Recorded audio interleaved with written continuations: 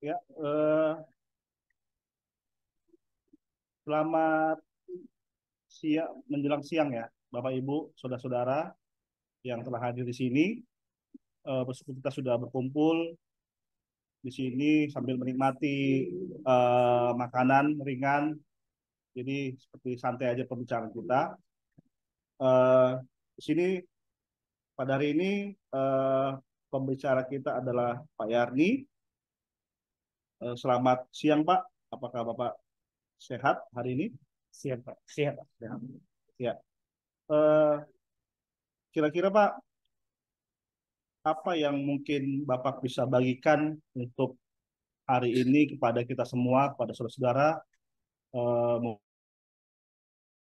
untuk hal yang mungkin bisa dibagikan, yang ini bisa menjadi apa ya, menjadi ajaran bagi kita untuk hari ini, apa yang harus kita lakukan, sehingga kita tahu cara melakukannya bagaimana, lalu apa yang harus eh, kita lakukan dalam waktu dekat, sehingga ini menjadi pegangan kita untuk menjadi saksi Injil kepada semua orang.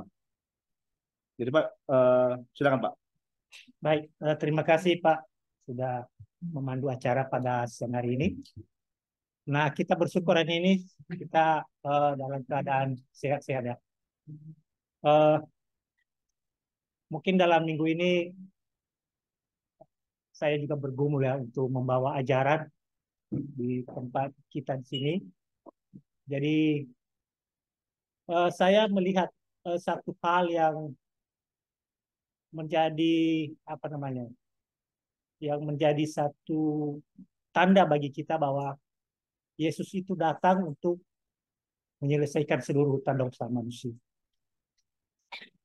Karena masalah utama itu adalah dosa. Itu sebabnya Allah itu memberikan Isa Al-Masih atau Yesus Kristus untuk melunasi seluruh tanda usaha. Jadi saya membaca-baca di dalam ada toko yang satu ini yang saya lihat di sana adalah Zakheus. Ya. Orang Zakheus ini adalah kepala pengemuncut cukai. Ini tertulis di dalam Lukas pasal 19 ayat 1 sampai 10. Jadi Lukas 19 19 ayat ayat 1 sampai 1 sampai 10. 10. Jadi pengemuncut cukai ini yang saya lihat sangat direndahkan sekali ya. Di mana orang-orang Farisi di sana menganggap dirinya sudah sempurna untuk melakukan hukum Taurat atau hukum Allah. Sehingga mereka akan melihat nanti bagaimana keadaan orang-orang apa pengemuncut cukai ini, orang yang berdosa tidak mungkin lagi diampuni karena banyak dosanya. Jadi saya perbandingkan di situ bahwa pengungut cukai sungguh luar biasa juga mereka melihat bagaimana Yesus itu datang ke dalam dunia untuk menghapuskan seluruh dosa manusia. Nah, itu yang saya lihat bagaimana Yesus memanggil dan mencari yang hilang itu, Pak. Itu temanya pada hari ini. Berarti tema kita yang akan kita bahas pada hari ini adalah Yesus datang untuk memanggil dan mencari orang yang hilang seperti itu. Ya. Baik, eh, kalau gitu Pak, saya bacakan mungkin jemaat bisa mengikutinya dari diambil dari Lukas 19 ayat 1 sampai 10 bercerita tentang Zakheus. Ayat pertama, Yesus masuk ke kota Jericho dan berjalan terus melintasi kota itu. Di situ ada seorang bernama Zakheus, kepala pemungut cukai, dan ia seorang yang kaya. Ia berusaha untuk melihat orang apakah Yesus itu, tetapi ia tidak berhasil karena orang banyak, sebab badannya pendek. Maka berlarilah ia mendahului orang banyak, lalu memanjat pohon ara untuk melihat Yesus yang akan lewat di situ. Ketika Yesus sampai ke tempat itu, ia melihat ke atas dan berkata, Zakheus, segera turun, sebab hari ini aku harus menumpang di rumahmu. Lalu Zakheus segera turun dan menerima Yesus dengan sukacita. Tetapi semua orang yang melihat hal itu bersungut-sungut. Katanya, ia menumpang di rumah orang berdosa. Tetapi Zakeus berdiri dan berkata kepada Tuhan, Tuhan, setengah dari milikku akan kuberikan kepada orang yang miskin. Sekiranya ada sesuatu yang kuperkeras dari seorang, akan kukembalikan 4 kali lipat. Kata Yesus kepadanya, hari ini telah terjadi keselamatan kepada rumah ini, karena orang ini pun anak Abraham. Sebab anak manusia datang untuk mencari dan menyelamatkan yang hilang. Baik Pak, untuk memulai diskusi, saya coba membaca tentang apa ya, mencari kata-kata Zacchaeus. Zacchaeus hanya terdapat di ayat sini saja ya, seperti itu. Jadi kira-kira Pak, yang saya tanyakan adalah eh, bagaimana proses Zacchaeus ini bertemu dengan Kristus? Apa yang kira-kira tertarik? Mengapa dia ingin bertemu kepada Yesus seperti itu? Apa yang dia dengar pada saat itu? Ya, terima kasih Pak pertanyaannya. Sudah kita tahu tadi bahwa Zacchaeus ini adalah kepala pengungut cukai ya, yang dulu dicukai, yang eh, yang bekerja di dalam pemerintahan juga. Jadi sebelumnya kita melihat di dalam apa namanya ajaran Tuhan Yesus. Yang menarik sebenarnya yang disampaikan di sana bahwa Zacchaeus mungkin selalu mendengar apa yang disampaikan oleh Isa Al-Masih ya, atau ajaran Isa Al-Masih itu menarik di dalam hatinya. Kenapa saya bilang menarik? Karena tema Isa Al-Masih itu untuk mengajar orang-orang adalah tentang kerajaan Allah. Tapi kalau tentang kerajaan ini banyak orang yang apa yang mau suka mendengarkan. Karena semua orang kepingin masuk surga. Semua orang bisa uh, melihat bahwa kerajaan surga itu sangat sangat indah, sangat bagus dan tempat yang aman, tempat yang suci, yang tidak ada kelaparan, tidak ada kehausan. Jadi itulah berita Yesus mulai dari awal dia mengajar ya, bahwa dia adalah tentang kerajaan Allah itu, Pak. Nah, manusia pada saat itu banyak juga yang tidak melihat apa sih kerajaan Allah itu. Mungkin ini penasaran siapa ini? Si Zakheus ini ya. Tentang apa kerajaan Allah sebenarnya? Itu apa kerajaan Allah? Jadi setelah dia melihat itu, mendengar itu, dia berusaha untuk menemui Yesus. Tetapi pada saat itu tidak bisa ketemunya. Kenapa?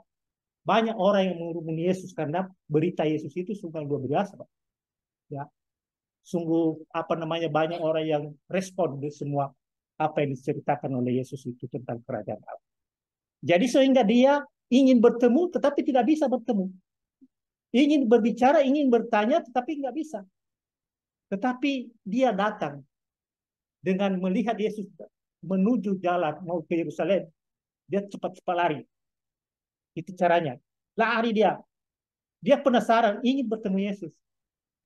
Ingin bertemu Yesus, dia naik ke atas pohon ara. Dan pas lewat Yesus di situ, diceritakan tadi, pas lewat Yesus di situ, maka dilihatnya Zakheus ada di atas. Dan Yesus berkata, hai Zakheus, turunlah, aku akan menumpang di rumah. Nah lucunya di sini atau menariknya di sini bahwa Yesus itu menawarkan diri untuk datang ke rumah orang yang berdosa itu. Yesus itu menawarkan keselamatan bagi orang-orang yang masih berdosa. Sebenarnya kalau kita lihat sekarang bukan itu. Siapa yang membutuhkan itu sebenarnya orang yang sakit itu yang membutuhkan apa obat itu atau orang yang berdosa itu yang membutuhkan. Yesus tolonglah. Atau kita datang kepada kalau kita sakit kita datang kepada rumah sakit. Aku berobat, kasih obat saya. Tetapi ini dokter datang ke rumah kita. Ini obatmu tanpa kita mengatakan sesuatu. Ini yang saya lihat bahwa Yesus itu sangat mengasihi orang berdosa. Jadi itu caranya tadi dia terus berlari dan saya melihat juga Yesus itu melihat hati orang ya. dia melihat hati Zakheus ini sungguh-sungguh atau tidak, sehingga dia menawarkan diri dalam menyampaikan berita itu pada Zakheus. Ya. Sekian, Bro. Karena yang saya pikirkan adalah Pak begini, memang tadi perkataan Bapak kan Yesus datang sendiri kepada Zakheus, Ya. bukan Zakheus sendiri yang menawarkan Iya. untuk singgah ke rumahnya seperti itu. Nah, memang apa yang terjadi adalah jika kita bandingkan ke kehidupan kita sehari-hari, banyak orang-orang yang kita tahu bahwa Zakheus inilah seperti orang yang koruptor lah seperti itu. Artinya mengambil pajak di luar dari kewajiban seseorang seperti itu, berkali-kali lipat mengambil hak orang seperti itu. Nah, artinya ini kan kalau di dunia ini kan seperti banyak apalah celaan, cacian pada orang tersebut. Kamu seorang koruptor, kamu seorang penjahat, kamu seharusnya di penjara seperti itu. Tapi melihat kalau dunia ini melihat orang pasti tidak mau ke situ. Mungkin hanya sebagian orang saja yang melihat apa ya, mungkin karena kekayaannya mungkin orang datang. Tetapi kita melihat Yesus mau datang ke rumah Zakheus seperti itu. Jadi mungkin yang bisa jelaskan Pak, bagaimana cara pandang Yesus melihat apa yang dia lakukan kepada Zakheus. Artinya sangat berbeda sekali yang dunia ini lakukan Pak. Iya, benar sekali Pak. Itu yang menjadi masalah bagi orang sekarang, bahwa kalau kita sudah kudus itu gak usah lagi kita datang-datang ke rumah orang yang berdosa lah. Pemain kita di sini udah kudus, gak usah kita ke sana-sana lagi. Nanti kekudusan kita hilang. Ya. Itu kebanyakan pikiran orang saya ini. Kita ini aja kefungsi. Tetapi Yesus tidak. Nah, kita melihat contoh di dalam bagaimana hal berdoa. Seorang Farisi dan seorang pemungut cukai. Siapa yang dibenarkan di sana? Ketika orang Farisi ini berdoa, dia menyatakan dirinya, ini saya orang baik, saya sudah berpuasa, saya membayar kepuluhan, saya tidak berbuat jahat, saya tidak berbuat dosa, saya mengasihi orang. Bukan seperti pemungut cukai ini. Nah, ini ditekannya. Pemungut cukai ini adalah orang berdosa. Di mata mereka, pemungut cukai ini adalah orang yang sangat berdosa sekali dan tidak bisa diampuni lagi dosanya karena ternyata koruptor, mengambil harta orang. Sehingga kita lihat juga nanti kekayaan siapa ini, si Zakheus di sini sudah luar biasa ya. Dia orang kaya, dia banyak hartanya. Sehingga nanti ketika dia melihat itu dosa yang dilakukan itu, yang dia akan kembalikan itu separuh dari hartanya. Dan dia kembalikan 4 kali lipat kepada orang yang dia peras selama ini. Nah, di situ Pak. Ya, jadi kita melihat juga bagaimana Yesus juga memanggil seorang pemungut cukai, Matius. Nah, Matius pemungut cukai sedang duduk, nulis-nulis. Datang Yesus, ikutlah aku. Dan Matius itu segera, tidak ada perbantahan di sana. Nah, itu yang saya katakan tadi, bahwa Yesus itu tidak salah memilih untuk orang datang kepadanya. Karena dia tahu bahwa orang ini yang dipanggilnya ini pasti dia ikut terus sampai selamanya, sampai dia bisa selamat dalam kehidupannya. Nah, jadi bagi kita, kalau kita sudah dengar panggilan itu, mari ikut aku. Panggilan ini yang penting yang harus kita dengarkan. Bagaimana dengan kita di tempat ini? Apakah pernah kita mendengar panggilan itu? Cara memanggilnya bagaimana? Apakah kita sudah bisa melihat waktu Yesus berkata, ikutlah aku akan menumpang di rumahmu. Bagaimana respon kita?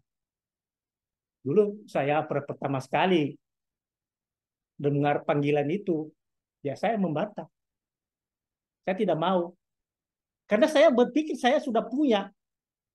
Saya sudah mengalami sesuatu. Saya orang baik, sama seperti apa tadi orang-orang Farisi tadi, kita ahli Taurat. Ya saya udah baik kok. Saya berdoa, saya datang ke gereja, saya bayar persembahan saya, apalagi kurang sama saya? Apa yang kurang lagi sama saya? Kenapa lagi Bapak ini datang di sini dan memberitakan ini kepada saya? Bukan sama saya ini sebenarnya berita ini, sama orang lain di sana. Saya sudah baik-baik.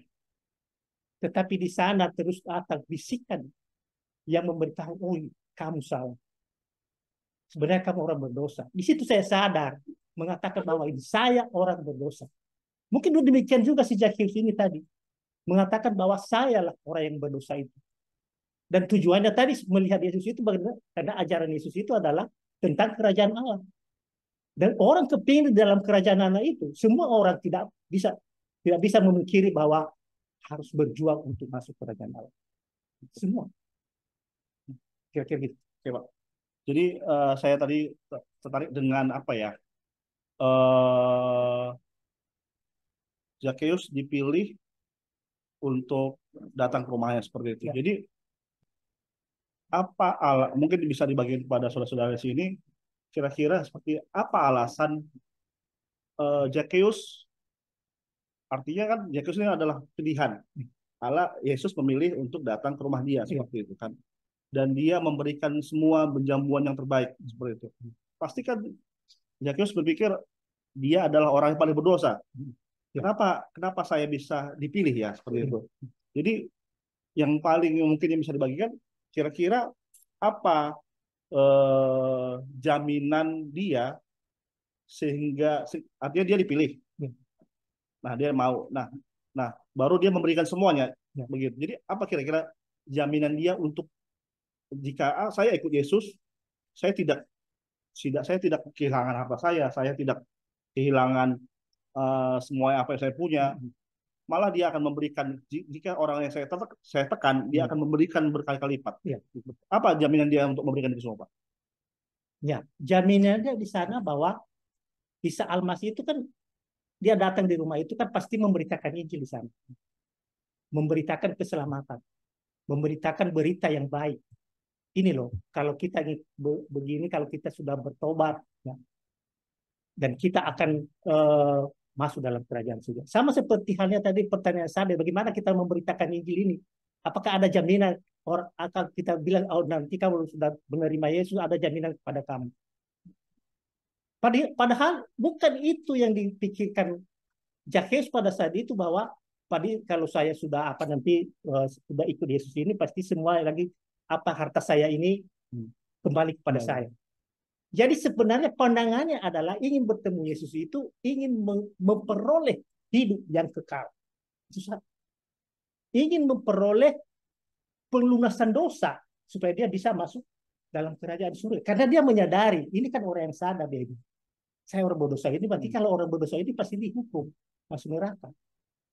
Dan motivasinya di sana bahwa kalau saya orang berdosa pasti saya dihukum. Tetapi kalau ada penebusan saat ini yang disampaikan oleh Yesus kepada saya atau Al-Masih itu kepada saya, kenapa saya tidak terima? Dan dia di situ berpikir bahwa Zakheus mengambil satu keputusan. Dan tengah-tengah itu, sehingga nanti banyak orang yang bersungguh-sungguh juga di sana, Pak. Ada yang kata, oh kenapa murid Yesus datang kepada Zakheus ini orang berdosa? Dia makan juga bersama mereka. Nah, inilah yang menjadi Zakheus ini pendorong bagi dia atau motivasinya untuk bisa menerima Yesus itu dan menerima semua pernyataan Yesus itu supaya dia memperoleh hidup yang kekal. Karena dia tahu bahwa dia kalau tidak bertobat dalam segala hal itu, dia pasti tetap di dalam dosa. Dan dosa itu hukumannya apa? Dia masuk dalam siksaan atau neraka. Ya, mungkin sebelum melanjutkan, mungkin Bapak Ibu ada yang ingin bertanya atau menanggapi dari sampai saat ini kita membahas topik itu, nanti bisa langsung saja ya, seperti itu. Atau ada dari Bapak Ibu yang bertanya? Ibu, kira-kira apa Pak perbedaannya Pak di posisi Zakheus dengan yang tadi diceritakan di Markus itu? Orang kaya tersebut memberikan seluruhnya, tapi Yesus meminta seluruhnya. Ya. Nah, ini Zakheus menawarkan sendiri setengahnya gitu loh. Ya.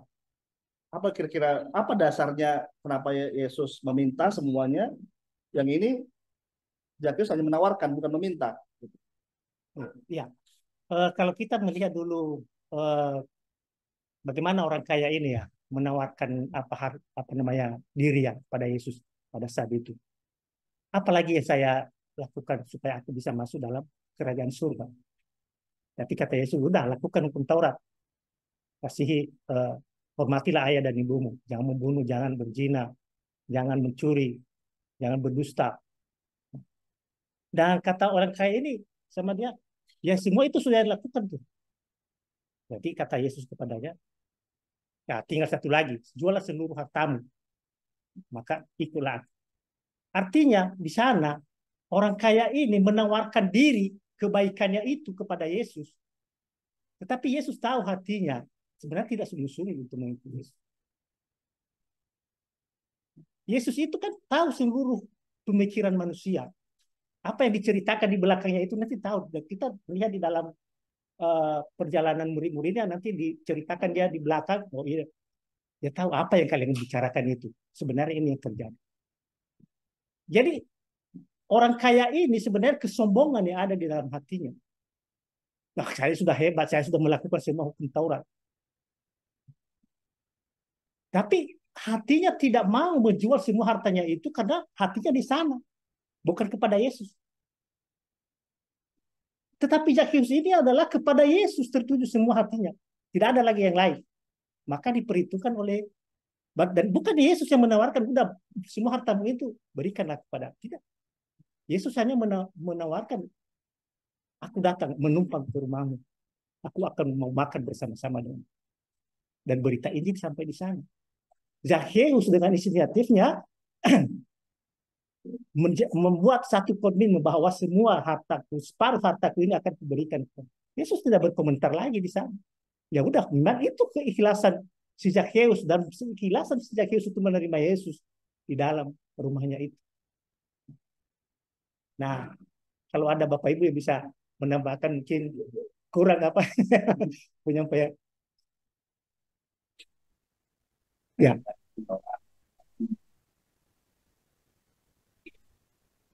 Penyambutannya tapi tidak orang yang biasa melihat diri itu.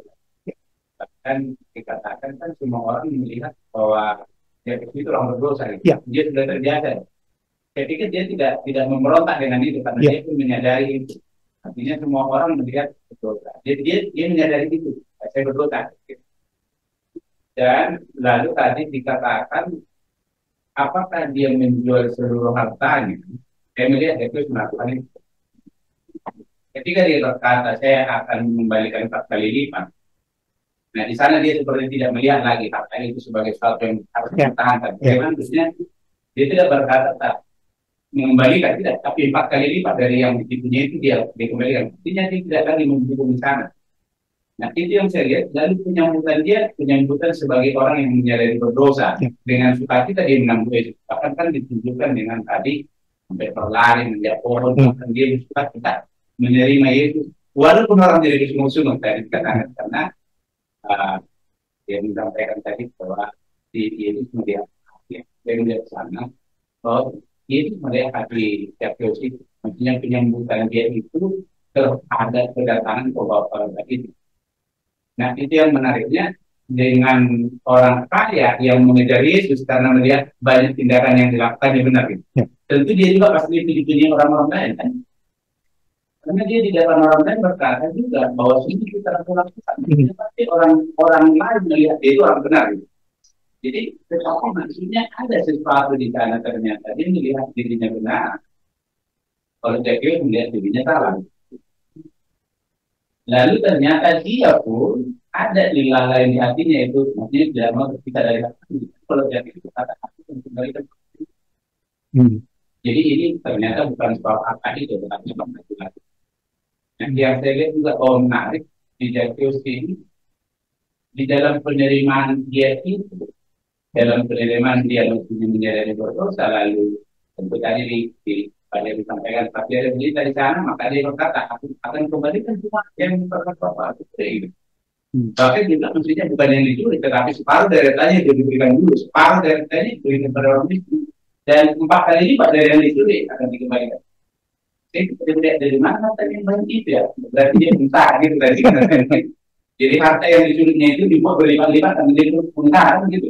Kalau tidak dibalikan separuh dan 4 kali lipat dari yang itu, berarti dia itu maksudnya selain mengambil, berarti dia yang harta itu baru menjadi banyak dia dibuatnya gitu. Tetapi bukan di situ poinnya yang saya lihat bahwa hati-hati Jakir itu sebagai orang yang tidak membenarkan diri, tetapi orang kaya tadi sebagai orang yang mengejar diri seperti mau menjawab ujian ya. Apalagi orang yang membenarkan diri tadi ternyata bukan orang yang membenarkan diri yang akan puji, tetapi justru orang yang salah. Jadi ya tadi Yesus langsung memuji keselamatan telah terjadi dalam hidup ini. Ada pujian. Berarti jadi paham. Nah, yang menarik juga tadi bahwa Pak Heri sampaikan bahwa Yesus itu adalah bukan Yesus sebenarnya. Yesus hanya perkataan itu. Dan itu ditentukan perkataan bahwa ya bukankah ini yang terhilang itu. Jadi anak Abraham juga ini tapi terhilang. Hanya terhilang aja berarti. Maksudnya bukan dia tidak anak Abraham, tapi masih hilang gitu. Jadi seperti orang itu berarti masih pengen bicara itu. Kan berarti kan Yesus menyadari itu keterhilangan dia itu ketika mendengarkan berita itu, maka dia menjadi penerimaannya itu.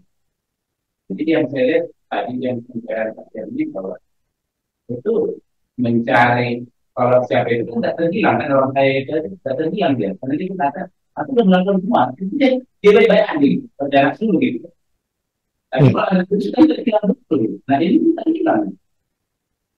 Dia ibarat apa yang saya lihat ya sudah orang semua melihat dia berdosa bagaimana ya bukan namanya dia juga berdosa ya yang melakukan tapi artinya dia sebetulnya nah dia terhilang begitu diberitakan kabar selamat tadi jadi dia penuh penerimaan itu yang kita lihat.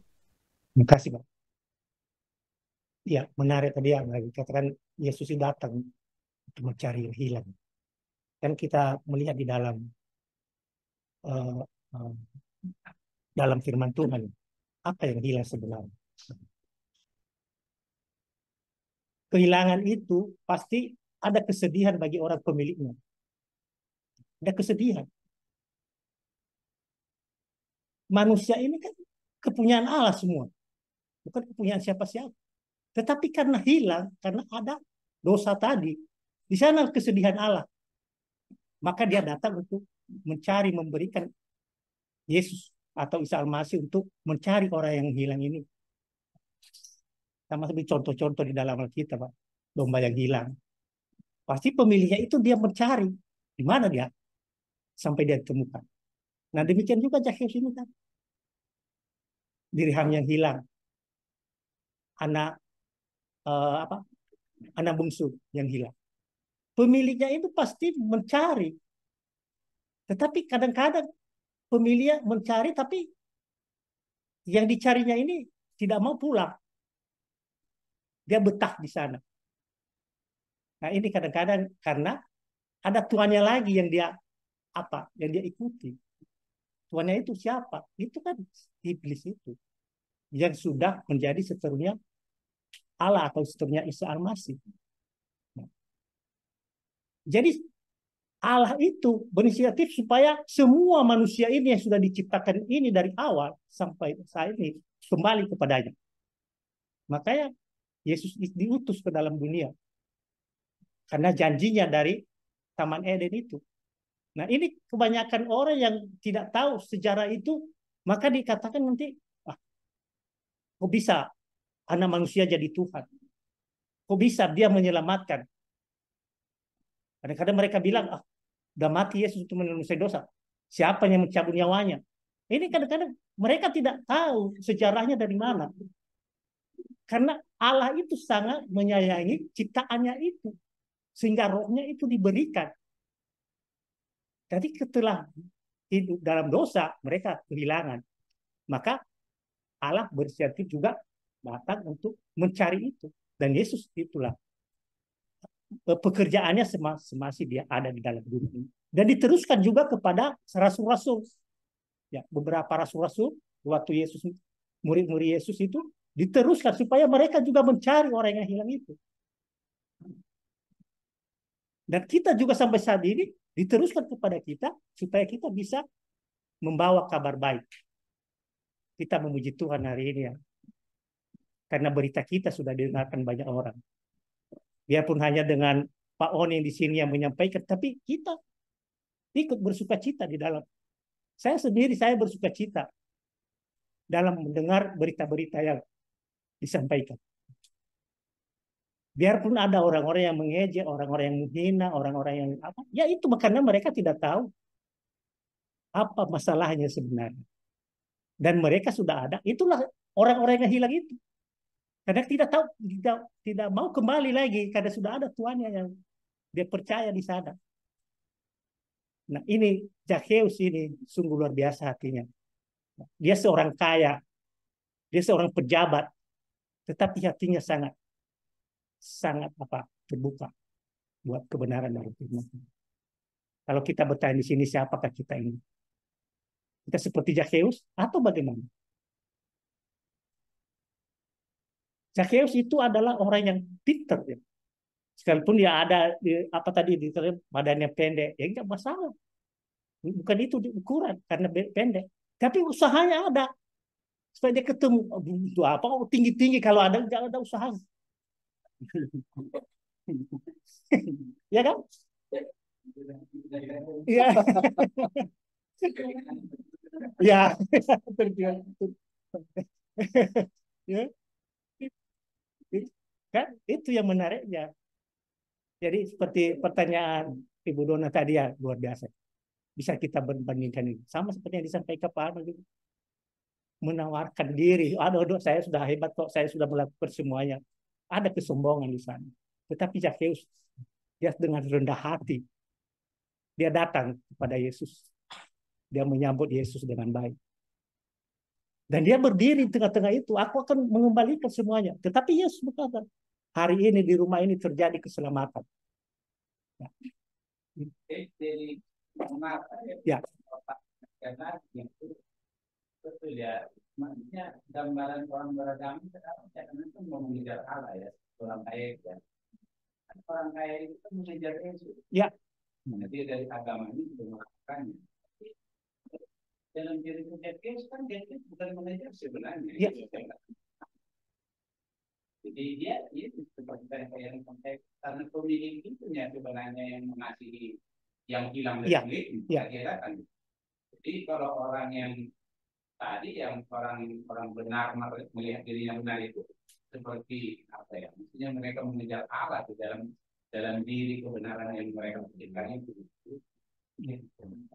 Saya juga kasih ingat Pak flashback belakang sebelumnya itulah cara orang-orang beragama Pak seperti itu kan. Artinya orang mencari Allah gitu dengan caranya dia seperti itu. Jadi sangat berbanding terbalik dengan cara Yesus lakukan.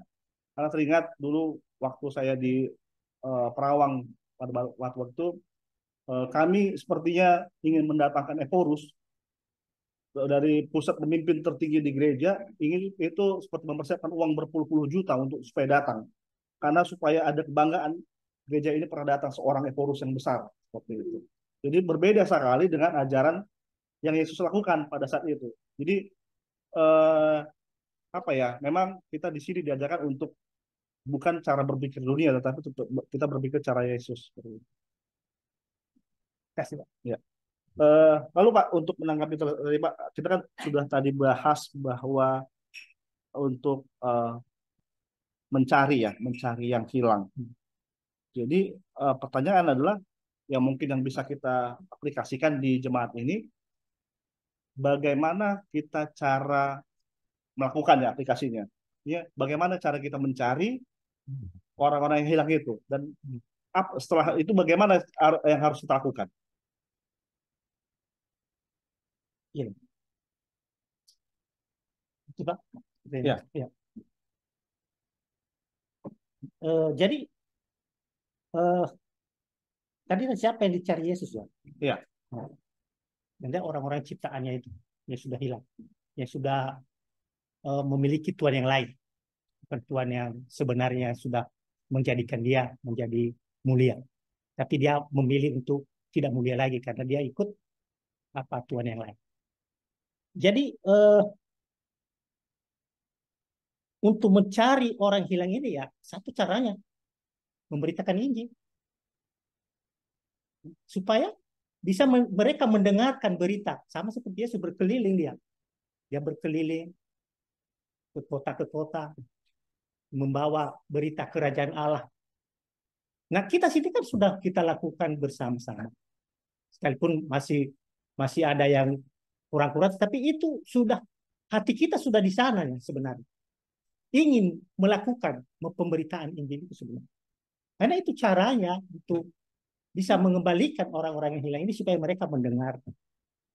Jadi benar yang kita diajar selama ini bahwa telinga inilah yang harus dibuka.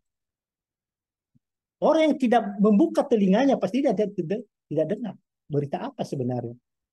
Nah, sama seperti yang pengalaman di TikTok itu kan. Apa katanya nanti? Ah, nggak jelas. Ngawur. Bukan itu yang ditanya, ini yang dijawab. Jadi sebenarnya telinganya tidak diberikan.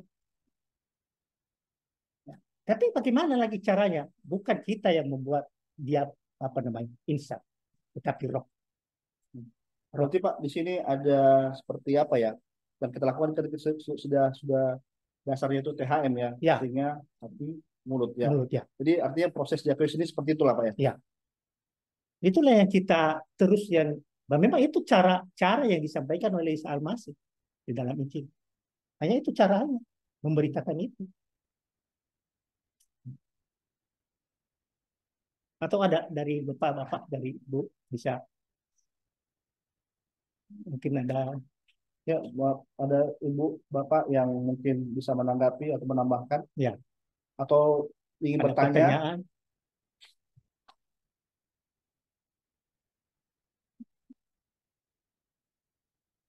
Ya.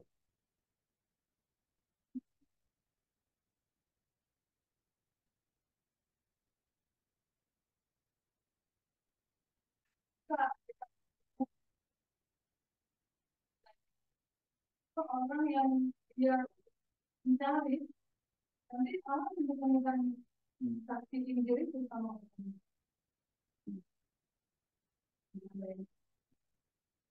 Terima kasih. Oke, makasih Kak. Karena Allah itu kan enggak enggak kurang inisiatif di sini. Dia membawa orang itu datang kepada bagaimana caranya supaya dia manusia itu bisa kembali kepada. Ya sama seperti yang katakan Sabir tadi ya, hanya tidak kita beritakan ini kepadanya, tapi dia mau mencari, dia mau datang untuk mendengarkan itu. Jadi sebenarnya bukan roh itulah yang bisa mengisahkan setiap hati orang tadi. Nah, dulu saya seperti ini, waktu saya baru-baru mendengarkan berita Injil ini, sepertinya ya gimana ya, kayak tidak masuk akal sebenarnya. Karena saya buat pemikiran saya bahwa tidak masuk akal ini.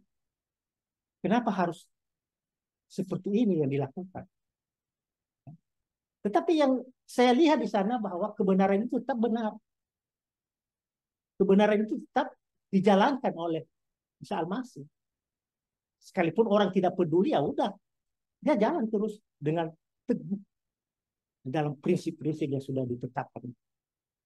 Karena ada ketetapannya kan, ada hukumnya. Di sana dia. Jadi orang-orang yang berusaha untuk mencari Yesus itu ya sama seperti tadi cekis ini, dia berusaha. Ada usahanya untuk bertemu. Ya, tapi tidak bisa ketemu. Tetapi Yesus menawarkan diri, ya udahlah kalau mungkin kamu nggak bisa ketemu ya saya menawarkan diri lah. Bisa ketemu, bisa bercerita tentang Injil itu. Ya, kira-kira. Ya, baru Pak dari ada pertanyaan berikutnya ini Pak. Jadi kan dalam situ ada dikatakan bahwa Yesus mengatakan sisi rumah ini akan apa ya, mendapat keselamatan. mendapat keselamatan. Apakah itu seperti dasar atau jaminan, Pak? Dasar atau jaminan? Ah. Ya, kita bilang dasar, tapi itu juga jaminan, Pak. Karena satu orang diselamatkan dalam firman Tuhan dikatakan, satu orang diselamatkan berarti seisi rumah juga ikut diselamatkan. Contoh dalam Alkitab, ada Cornelius. Dia orang saleh, orang benar, doanya didengarkan oleh Tuhan. Malaikat melayani dia, dia memberi persembahannya dengan luar biasa diterima. Jadi karena dia beriman di situ bahwa pasti dia diselamatkan. Karena ketika datang Petrus untuk menyampaikan berita itu, maka seisi rumahnya itu kan. Kenapa datang Petrus? Karena Cornelius. Dia satu orang yang saleh di sana. Tetapi setelah datang si Petrus menyampaikan berita Injil tentang Yesus, maka seisi rumah itulah bisa diselamatkan. Demikian juga si Jairus ini. Karena datang berita itu, maka mereka datang itu. Sama di keluarga kita juga. Maka kita juga sedih kalau di keluarga, di tengah-tengah keluarga kita tidak ada yang sepakat dengan apa yang kita dapatkan. Nah, ini doa kita, Bu. Ini pergumulan kita juga. Contoh lain, Pak, di kepala penjara di Filipi. Sewaktu ada Paulus dan kawan Silas ya. Silas. Mereka berdoa, bernyanyi di sana. Kemudian ada gempa bumi. Terbukalah semua pintu penjara itu. Dan kepala penjara ini dia jaga malam itu. Dan semua terbuka kuncinya. Dan setelah dia lihat kepala penjara Filipina, wah sudah terbuka semua penjara. Berarti artinya semua penghuni penjara itu sudah keluar. Sehingga dia nanti berkata, oh aku harus dibunuh ini. Lebih bagus saya bunuh diri. Tapi Paulus berkata, jangan, kami masih di sini. Disitulah dia bisa. Berarti benar-benar ini Paulus. Tetapi setelah dia tahu itu, dia terjadi itu, dibawanya lah Paulus dan Silas itu untuk dirawatnya di rumahnya, dibalut luka-lukanya. Dan apa yang terjadi? Seisi rumahnya itu menjadi percaya pada Yesus. Jadi hanya satu orang bisa seisi rumah itu. Itu satu kesatuan di dalam rumah tangga itu. Kira-kira gitu. Ada tanggapan dari yang lain, Bapak Ibu? Terima kasih. Terima kasih, Pak. Jadi memang saya simpulkan bahwa banyak kita di sini yang adalah orang-orang di sini adalah mungkin orang yang ada posisi yang mencari, ada yang contohnya misalnya kamilah dulu pada saat itu kesaksian adalah orang yang mencari sebenarnya, mencari kebenaran. Jadi mencari kebenaran mungkin ada orang-orang yang di sini yang mungkin dari tim yang mencari sehingga berita itu bisa didengar gitu. Jadi ya itu adalah apa ya, rahasia Allah bagaimana dia menunjukkan kasihnya kepada semua orang untuk memberitakan kebenaran dan kerajaan dia seperti itu. Jadi sayang sekali Pak, pertanyaan saya sudah habis. Mungkin ada dari Bapak Ibu yang bisa satu pertanyaan lagi mungkin sebelum kita. Ya. Terima kasih Pak Roy. Ada lagi yang menanggapi atau yang bisa dapat dalam ajaran ini, bisa berbagi? Ada sebenarnya tadi mereka berbagi sendiri-sendiri. Ya, mungkin Bapak Ibu bisa membagi kepada kita semua berkah yang didapat dari ajaran ini sehingga bisa semua mendengar.